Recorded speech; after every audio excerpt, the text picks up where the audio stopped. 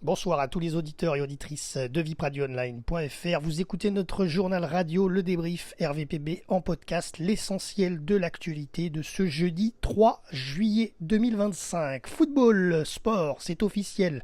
L'international français champion du monde Olivier Giroud, 38 ans, recordman des buts en équipe de France, retourne en Ligue 1 en provenance du Los Angeles FC.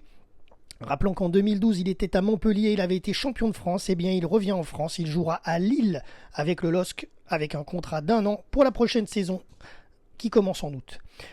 Politique, des députés écologistes et de gauche ont déposé un amendement le 25 juillet dernier à l'Assemblée nationale. Ils demandent aux médias publics de réfléchir à la place qu'occupent les faits divers dans l'actualité afin d'éviter, selon eux, l'instrumentalisation à des fins politiques, notamment sur des questions d'immigration et de sécurité. La chaîne de télé privée CNews a même été citée par ces mêmes députés dans leur amendement.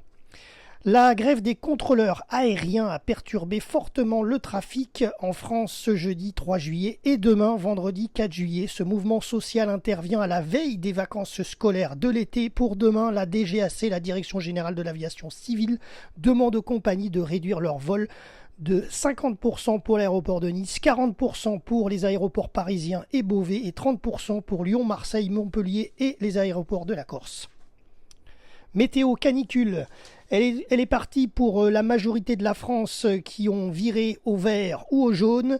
Aucun département en rouge. 17 sont en vigilance orange ce jeudi et 17 le seront encore demain en orange, tels que le sud-est, le bassin méditerranéen et même une partie des Alpes.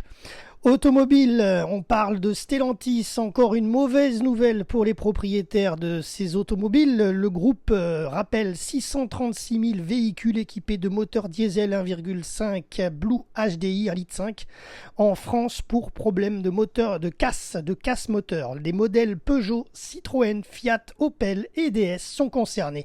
Le groupe Stellantis a prolongé la garantie de leur moteur du coup pour 10 ans ou 240 000 km sur ces véhicules concernés. Jérôme, RVPB, vipradioonline.fr.